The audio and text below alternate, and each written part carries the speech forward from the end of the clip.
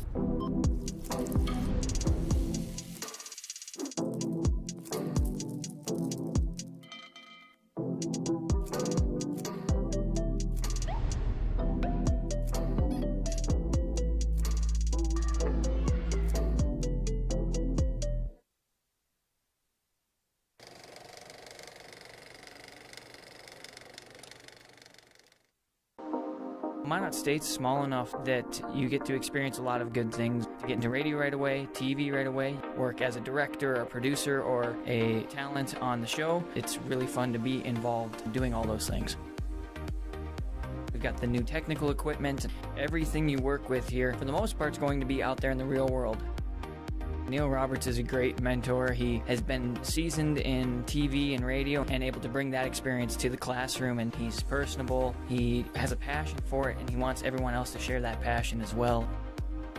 I'm the director and producer of Inside Out. I work with a lot of different people and make sure that everyone's satisfied and everybody's working together to make communication what it is.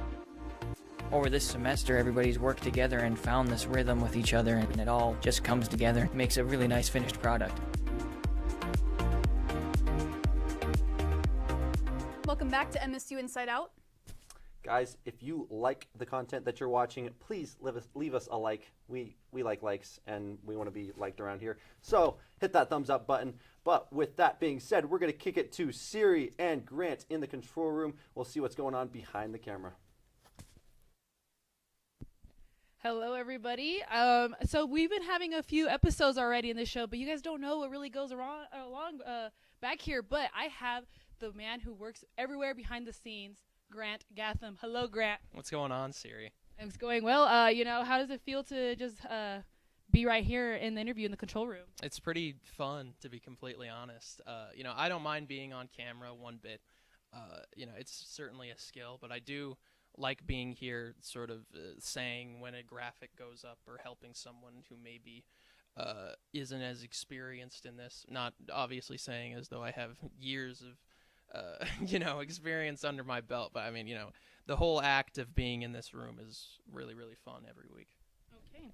And just real quick, with what has been your favorite show so far this semester? Oh, man. Probably the last Inside the Dam show on Monday. I would recommend all you guys go check that out. It was one for the books. I was host with my friend Gage Eastlick.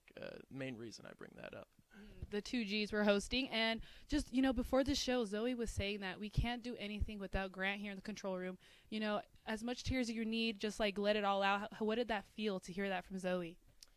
Probably that I spend too much time in here. I should probably go to a bar or something.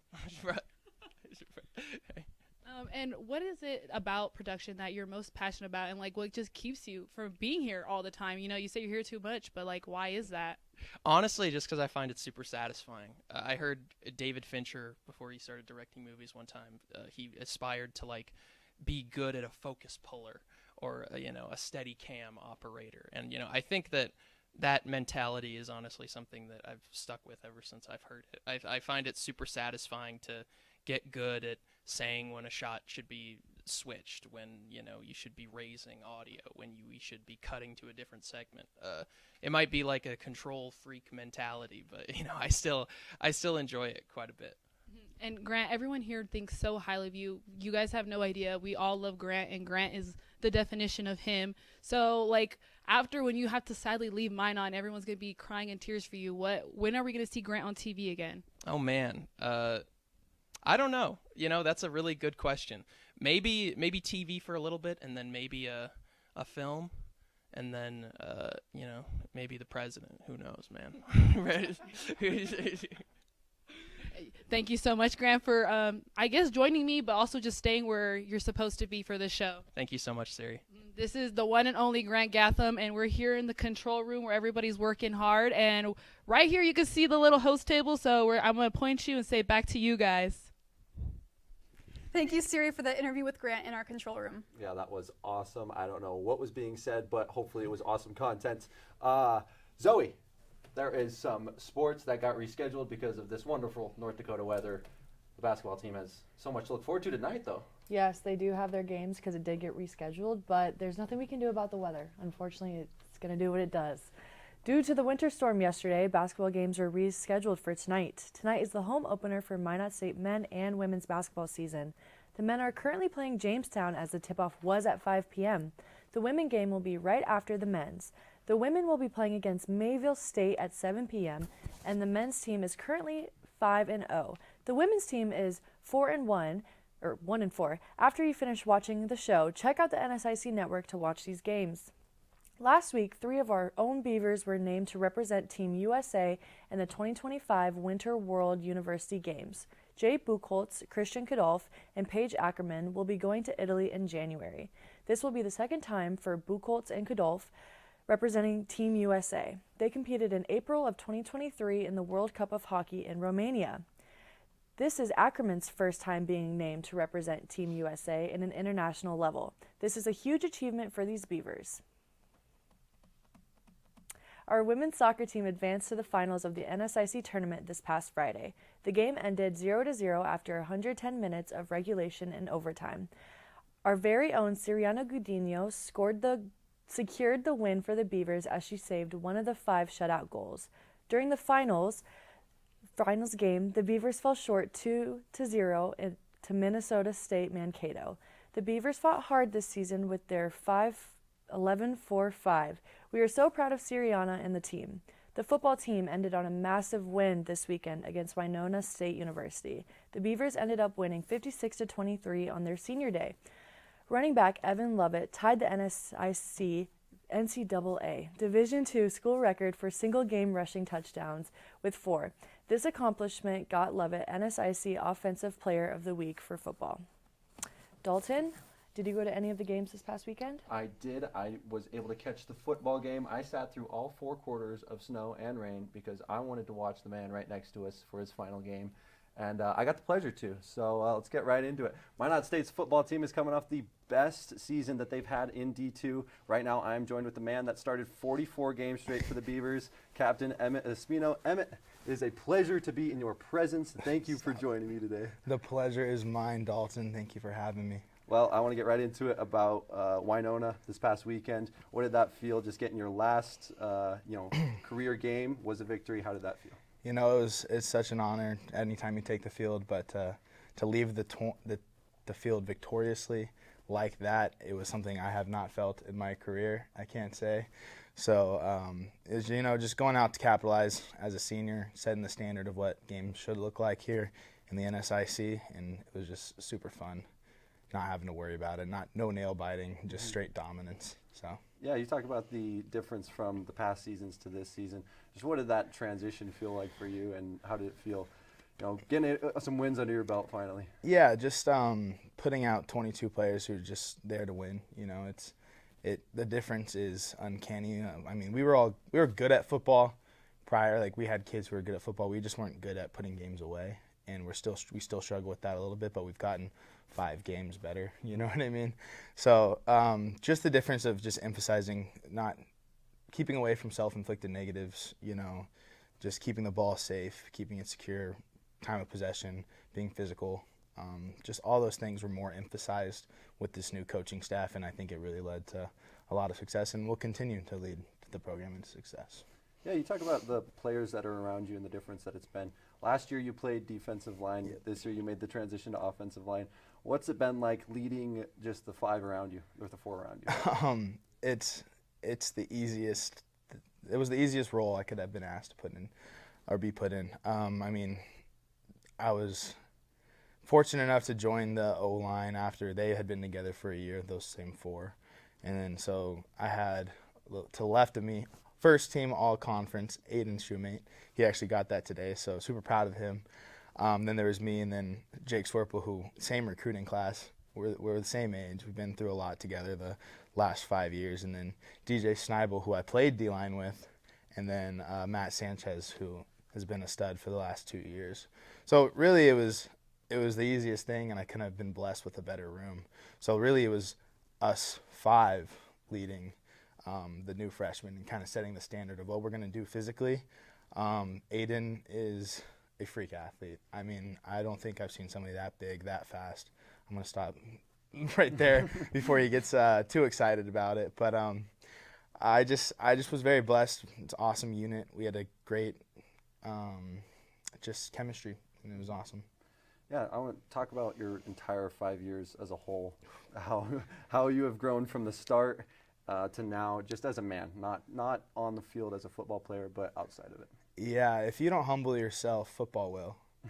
You can be high one week on something, and then the next week you're the same thing that you were super proud about, you'll just get exposed about. So just to stay humble, stay hungry, do the little things, because the little things eventually do add up, even though as cliche as it sounds, it's just been a lot in the last 5 years. So blessed I made it through. Yeah. How's your body feeling after all that? Well, I've broken a couple fingers, torn my MCL, sprained it, I guess, level 3. So, I mean, body's still there. God is good, kept me safe, lots of glory to him. Just grateful that he let me play. And, not many people can say they played in all 44. Well, congrats on this season. I know that it was a hard-fought season for you guys, and it was just exciting for me to be able to see you guys, finally translate to the field and get some wins and be able to set the record straight this year as far as D2 goes. Yeah, absolutely. Thank you for having me. It's been fun. Well, we're going to kick it to a quick underwriting break, but don't go anywhere as we have a package about St. Martin's Day around the world, and later we're going to have a special guest with us on weather.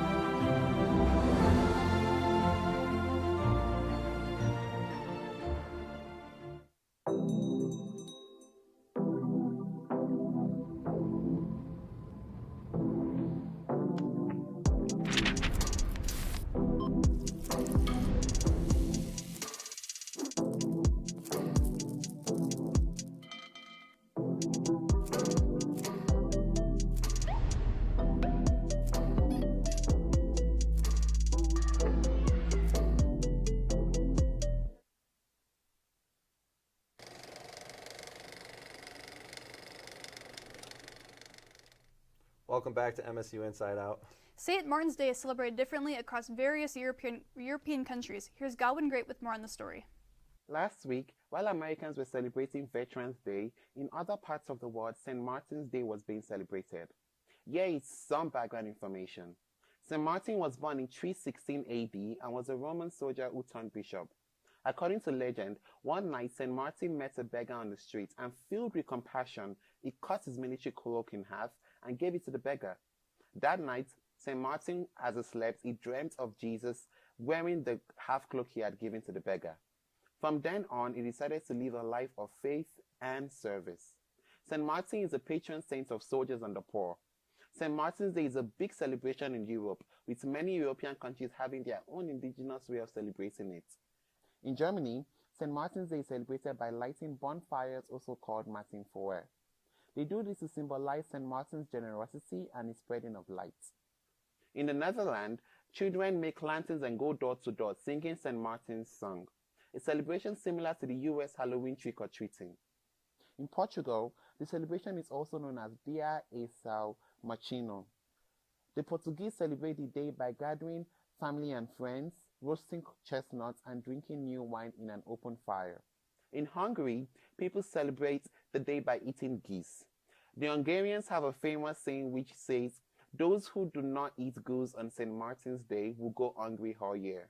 Although St. Martin's Day is widely celebrated in Europe, many European countries do not celebrate St. Martin's Day, such as Ireland, Italy, the UK, and many more.